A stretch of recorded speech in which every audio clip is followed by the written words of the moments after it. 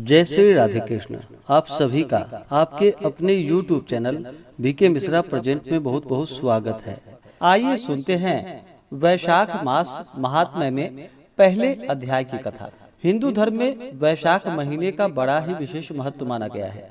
वैशाख के महीने में गंगा स्नान करना, दान पुण्यों का कार्य करना, भगवान विष्णु का पूजन करना, यह सब अनंत गुना पुण्य फलदायी माना गया है। वैसे कार्तिक के महीने में, माघ के महीने में और वैशाख के महीने में जो भी भक्त सच्ची श्रद्धा के साथ सूर्योदय से पूर्व ही गंगा स्नान करते हैं, इससे अनंत गुना पुण्य फलों की प्राप्ति होती है। और वैशाख के महीने में खासकर बतलाया गया है कि वैशाख के महीने में अगर सूर्योदय से पूर्व, जो कि चैत्र शुक्ल पूर्णिमा से लेकर के वैशाख शुक्ल पूर्णिमा तक, अगर प्रतिदिन प्रातः काल सूर्योदय से पूर्व किसी तीर्थ स्थान, नदी, कुआं, बावली, सरोवर अथवा अपने घर पर ही शुद्ध जल से स्नान करे और नृत्य कृत्य के अतिरिक्त ओम नमो भगवते वासुदेवाय या हरे राम आदि मंत्रों का यथाशक्ति जप करके एक बार भोजन करे। 31 दिन तक ऐसा कर्म करने से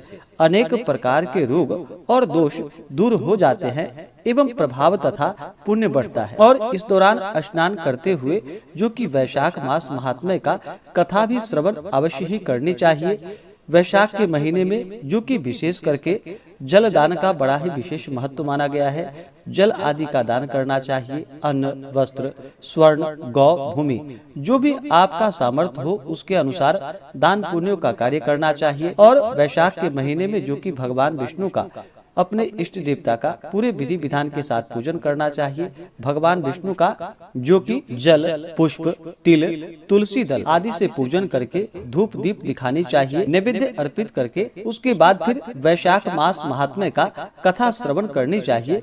इससे व्यक्ति के सभी प्रकार के पापों का नाश होता है। तो आइए सुनते हैं वैशाख मास महात्म्य में पहले अध्याय की कथा। तो बोलिए प्रेम से भगवान विष्णु की जय, माता लक्ष्मी की जय, सर्व देवी देवता की जय। सभी भक्तजन परम पुरुष नारायण को नमस्कार कर तथा प्रकाश स्वरूपा देवी सरस्वती एवं श्री व्यास जी को नमस्कार करके जय शब्द का उच्चारण करें।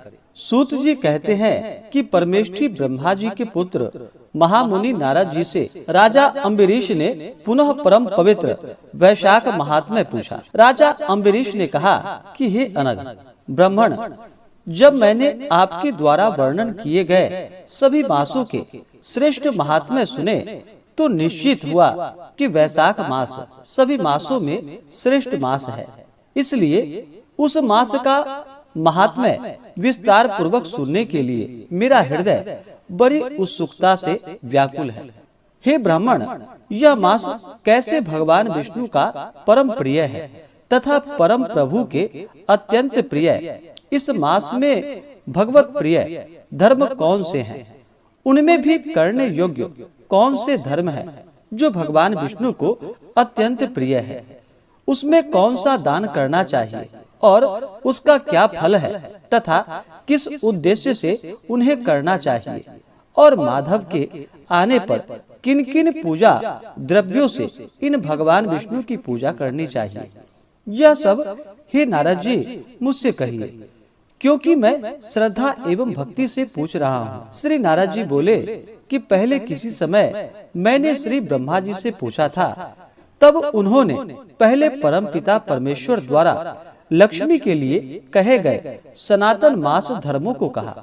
उसके बाद सभी मासों में कार्तिक, माघ एवं वैशाख को प्रधानतया विशेष माना तथा उनमें भी वैशाख मास को सबसे उत्तम बतलाया। यह परम पवित्र वैशाख मास सभी जीवों को माता के समान अभिलषित फल देने वाला है। और दान, यज्ञ, व्रत एवं स्नान किए जाएं तो इसके द्वारा सभी पापों का नाश होता है। यह वैशाख मास धर्म क्रिया तथा तप का सार है और देवताओं से पूजित है। विद्याओं में वेद विद्या की भांति एवं मंत्रों में प्रणव सा यह है। वृक्षों में कल्प वृक्ष एवं गौ में कामधेनु के तुल्य है। सभी सर्पों में शेषनाग के समान एवं पक्षियों में गरुड़ जैसा है। देवताओं में तो विष्णु के समान एवं वर्णों में ब्राह्मण सा है। प्रिय वस्तुओं में प्राण की तरह, सुहृदों में अपनी स्त्री की तरह है। नदियों में गंगा सा और तेजों में सूर्य सा, अस्त्र शस्त्रों में सुदर्शन चक्र सा एवं धातुओं में स्वर्ण जैसा है। वैष्णवों में जैसे शंकर भगवान, रत्नों में जैसे कौस्तुभ मणि, उसी प्रकार धर्म के हेतु सभी मासों में वैशाख मास है।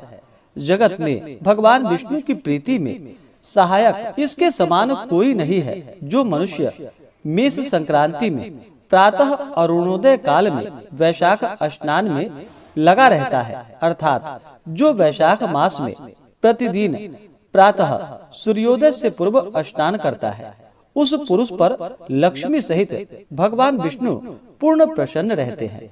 जिस प्रकार जीवों को प्रसन्नता एवं संतुष्टि अन्न से ही होती है, उसी प्रकार यह सुनिश्चित है कि वैशाख स्नान से भगवान विष्णु तृप्त होते हैं।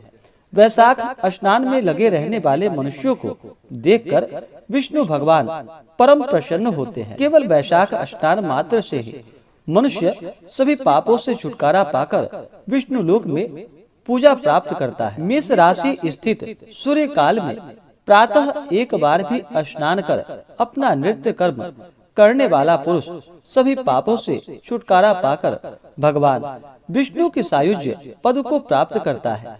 और वैशाख मास में स्नान के लिए यदि एक पग भी दे तो निश्चय है कि वह 10,000 अश्वमेध यज्ञों का फल पाता है।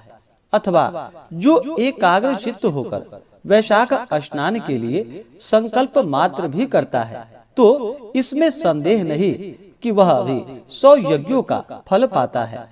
और जो मेष गत सूर्य काल में एक धनुष के प्रमाण तक भी स्नान की कामना से चले, तो सभी सांसारिक बंधनों से छुटकारा पाकर भगवान विष्णु के सायुज्य पद को प्राप्त करता है। ब्रह्मांडों के अंतर्गत तीनों लोकों में जो तीर्थ है, हे राजन, वे सभी बाहर के थोड़े जल में भी आ जाते हैं।